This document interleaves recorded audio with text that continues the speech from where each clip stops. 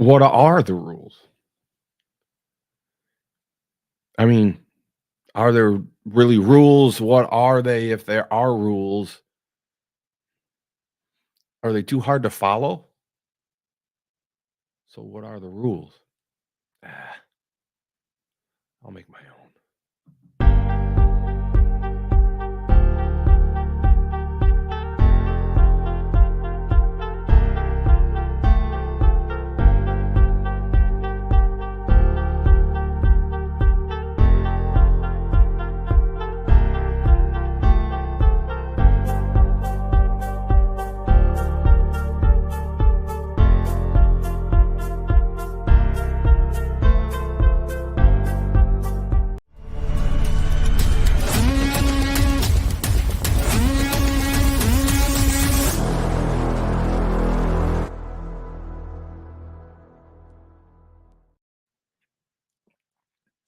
Today's particularly hard topic.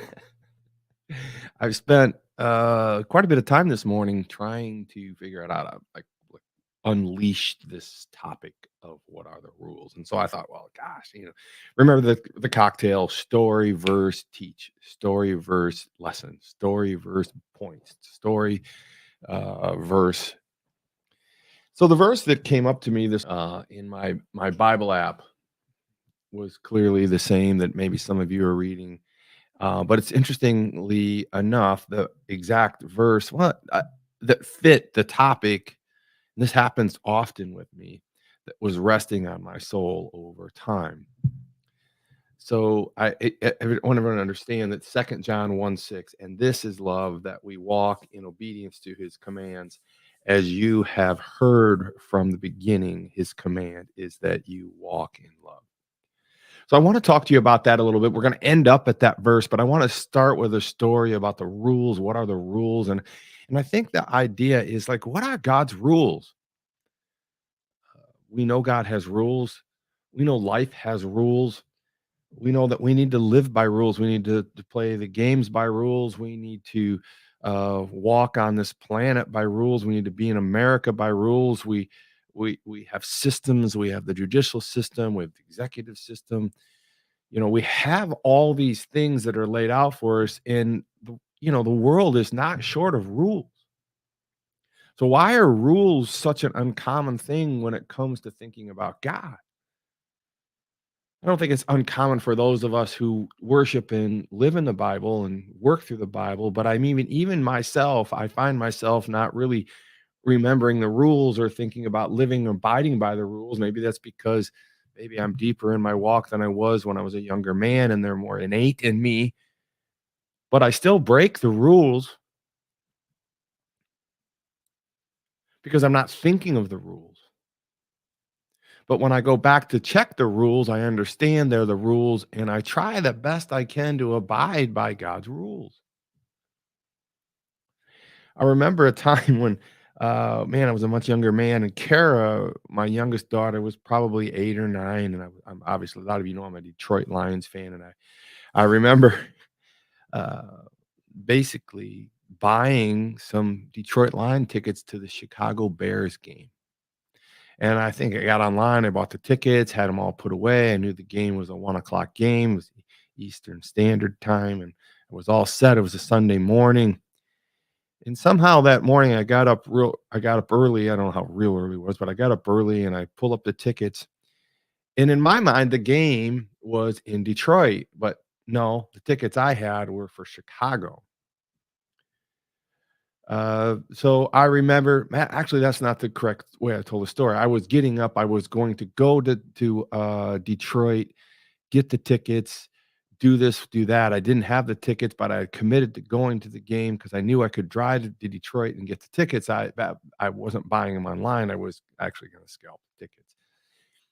And so I was so heck bent on getting to this game, I realized it was in Chicago. So I knew it was a 3-hour drive versus a 2-hour drive. And it said, no matter to me, I grabbed my daughter and I called my nephew, Austin, and said, Austin, do you want to come with me and carry the Chicago game? Because Chicago was his team.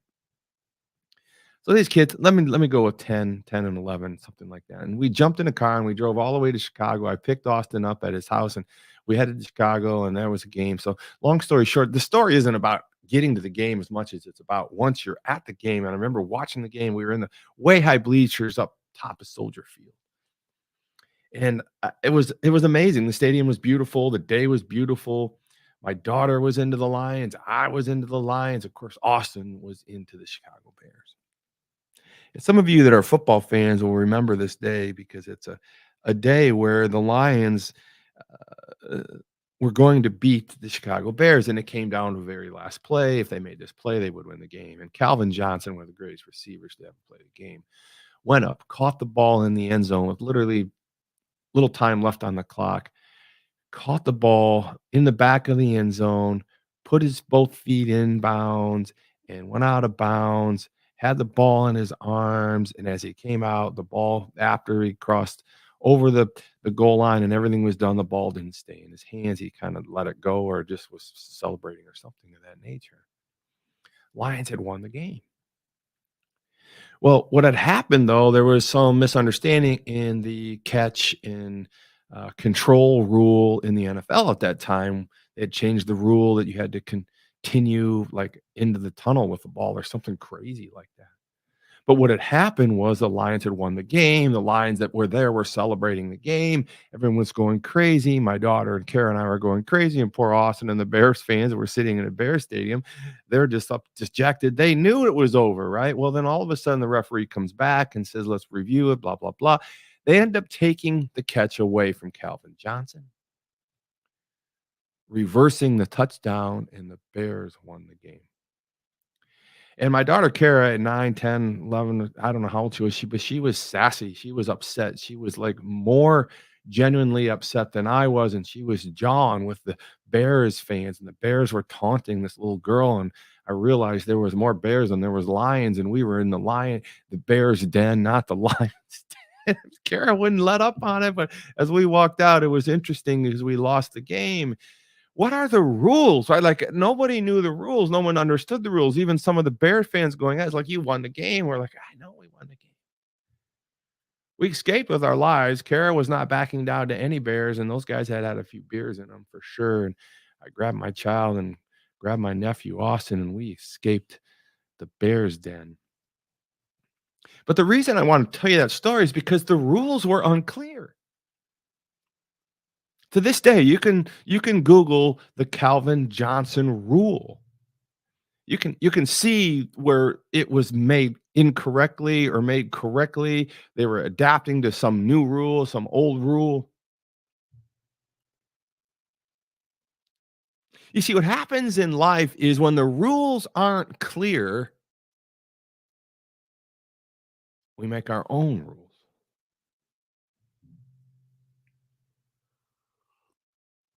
When the rules aren't clear, we make our own rules.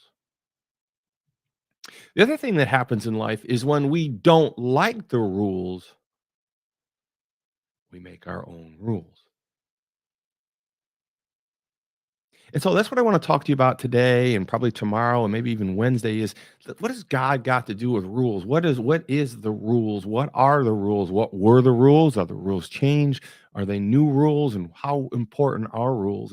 And I thought with the setup story and with 2 John 1:6, and this is love, that we walk in obedience to his commands or in obedience to his rules. As you have heard from the beginning, his command is that you walk in love. So what does that mean? I want to work backwards into that. And I want to play a video right now that really challenges me on this ideal of morality and rules, right? Morality and rules. Well, let's watch this and let's talk about it.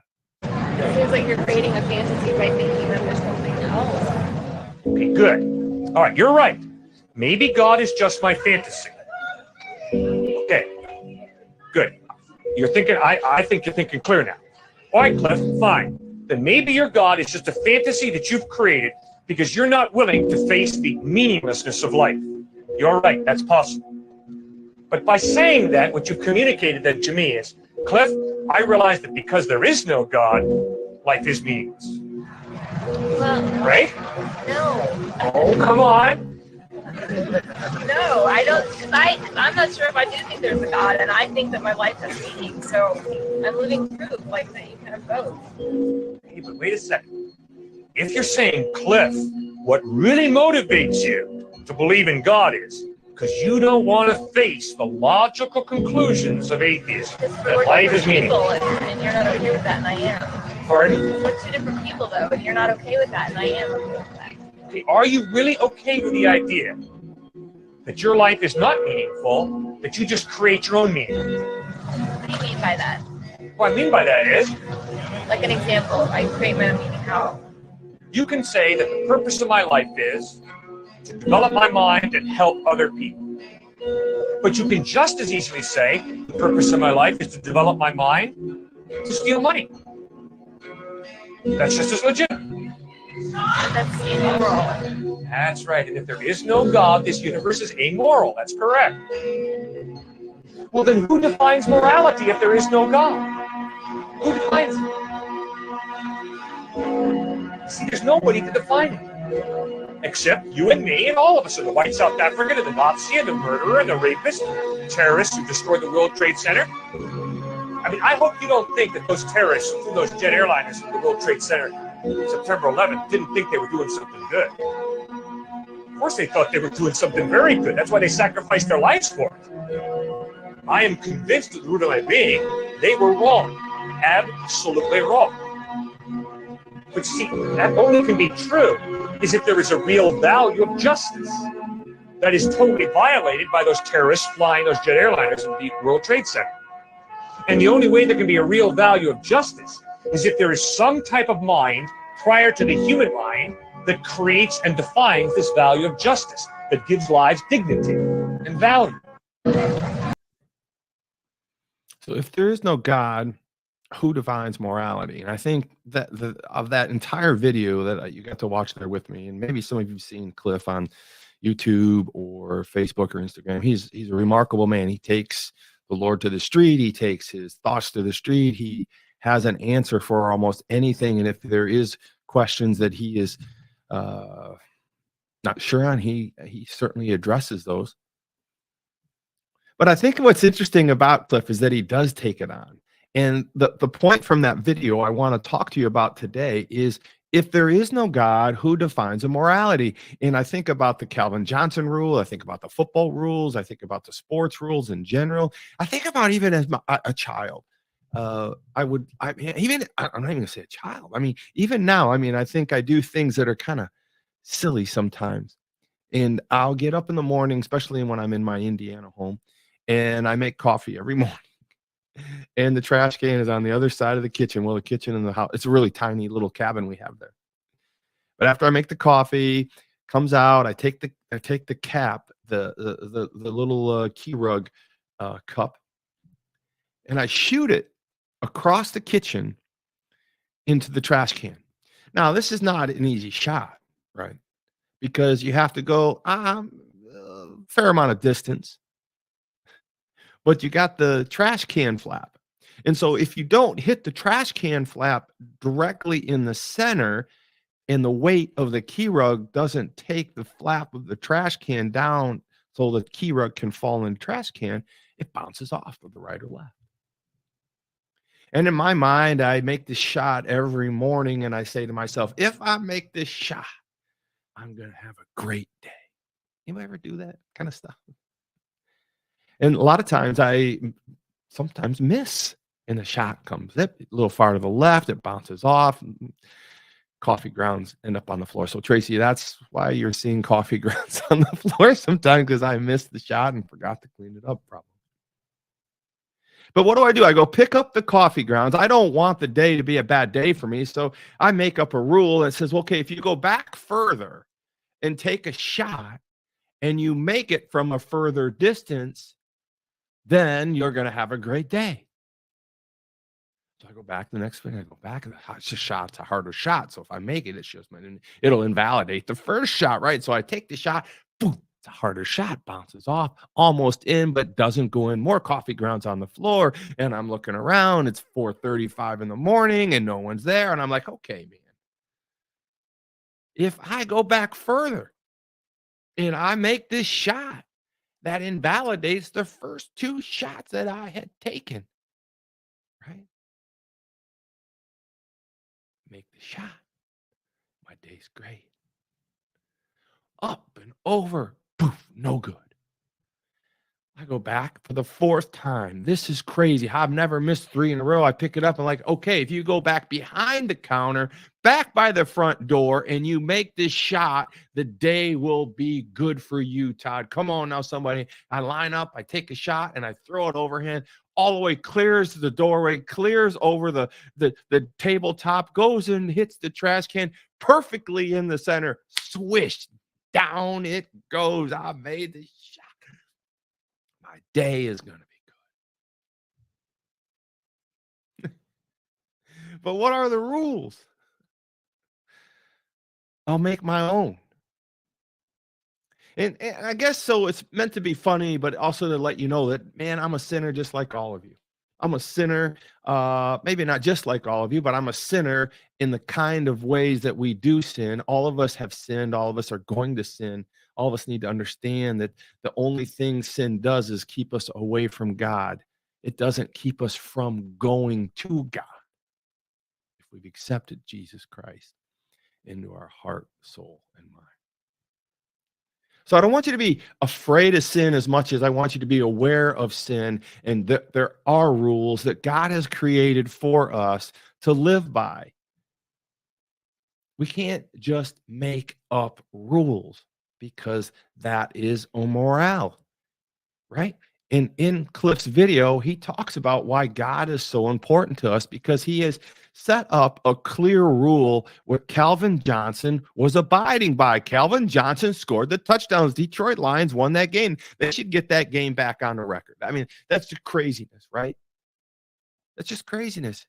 And you can't just keep changing the rules in your lives so that they make sense for you in your life. And I think that's what Cliff was talking to us about. I think that's what Cliff really wanted us to be understanding about. And I think he's citing what God had to say. And in Second John 1:6, and this is love. All rules fall under the abidance of love. But God gave us the 10 commandments. This is the beginning of God's rules. No other God, no idols, no misuse of God's name, not remember the Sabbath, right? The father, honor your father and mother, no murder, no adultery, no stealing, no lying, no coveting. He gave us 10 rules to live by. In the Old Testament, he didn't say get rid of those, but he said, I'll give you 2 more in the New Testament. And that's what Jesus said to us in Matthew 22:37, when the Pharisees came to him and tried to trick him. He says, there's 2 commandments we live by now. 1, love the Lord with all our heart, soul, mind, and strength. And 2, love yourself as you love your neighbor as yourself. So I just want to make sure that everybody understands that by abiding to God's rules, you are honoring God. And that these rules are put in place for us to live by. I mean, I think there's just a lot of us that don't understand that there are technically rules to live by. And it's not just man's laws. I mean, if it was man's laws, then there would be no place for us to have any guide rails or goalposts or or rudders. Because man without God is meaningless. Yeah, I said that. Man without God is meaningless because they have a bandwidth of rules set by their own belief structure. God gave us free will. I wrote a whole book about it. Your will be done. God gave us free will, but he wanted us to abide by his rules, first in the Old Testament and now in the New Testament.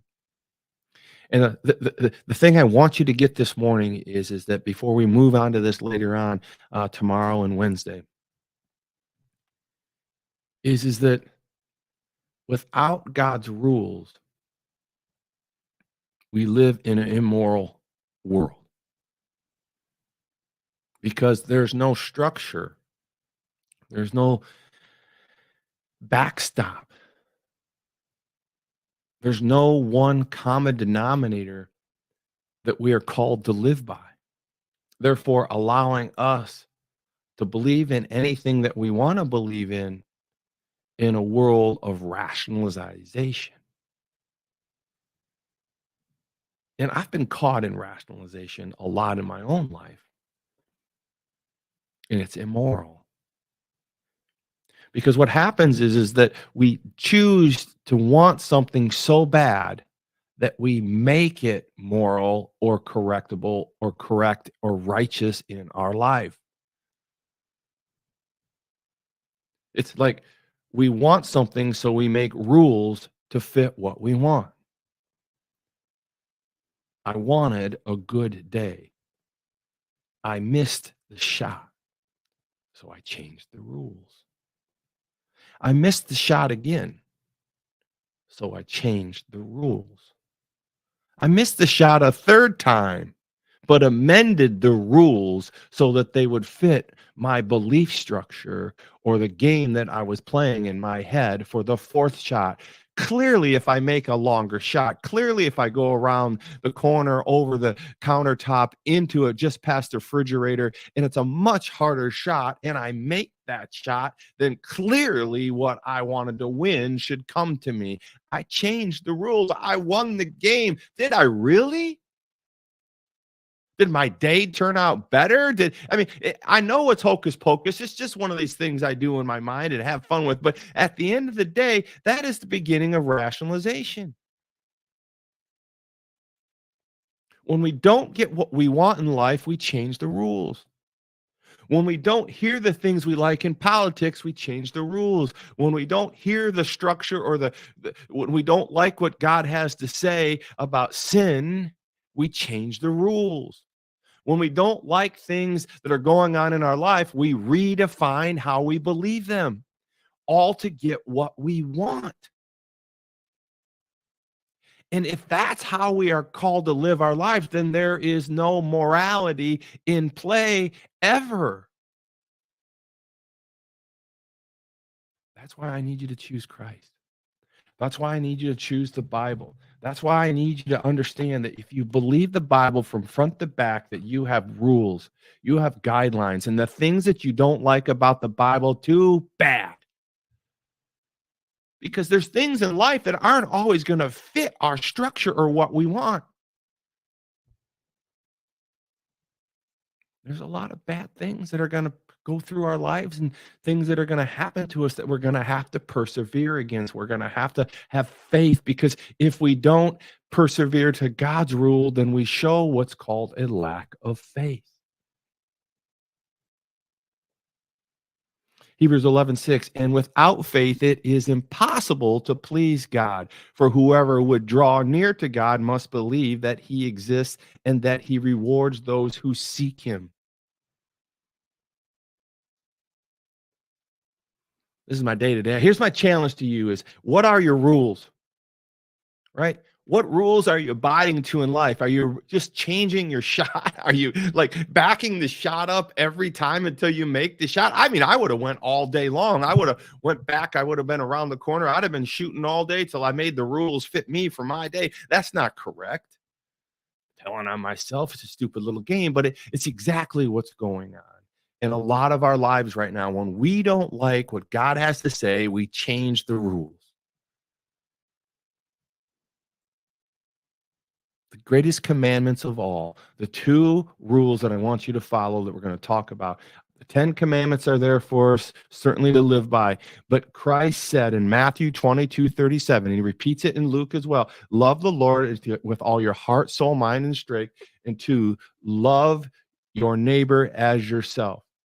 Love, 2 John 1:6, and this is love, that we walk in obedience to his commands, as you have heard from the beginning. His command is that you walk in love. Love is the greatest commandment. It's never going to change, never going to change, never going to change. God created the Old Testament for us to live by. He created the New Testament for us to be saved by. He created all of this for us to follow his loving rules.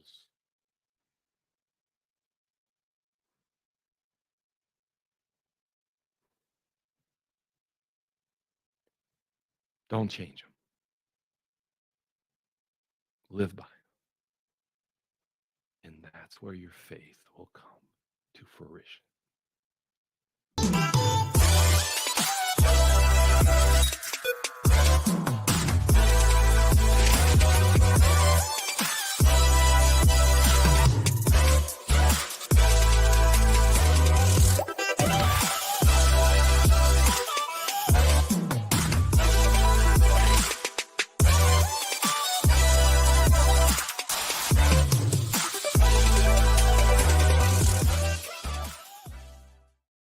To live by God's faith, to trust his rules, is how we do our life morality. It's our faith. The definition of faith is believing the unseen, right? Following God's rules, following his accordance, following the things that he's put in front of us. I just challenge you today to follow his rules. And some of his rules are to show up, show out, talk about himself, right? Train the saints and evangelize. And so I just wanted to let you guys know, go to wiredifferently.com, wiredifferently.com, buy these shirts, buy prophecy shirts, buy scripture shirts, buy something, show God's faith, wear God's faith. Come on now, we're wearing Nike, we're wearing Adidas, we're wearing all kinds of champion shirts, we're wearing all kinds of things, but why not wear something that professes God as our faith, God as our Lord and Savior, God as our rule maker, right? Come on now, somebody, type in Wired 15, get 15% off your shirt, your hoodie, your long sleeve tee. Come on, there's over 70 some choices for men and women's cut. I'll see you tomorrow. Thank you so much for everything, you guys. God bless you. Have a great day. Come on now.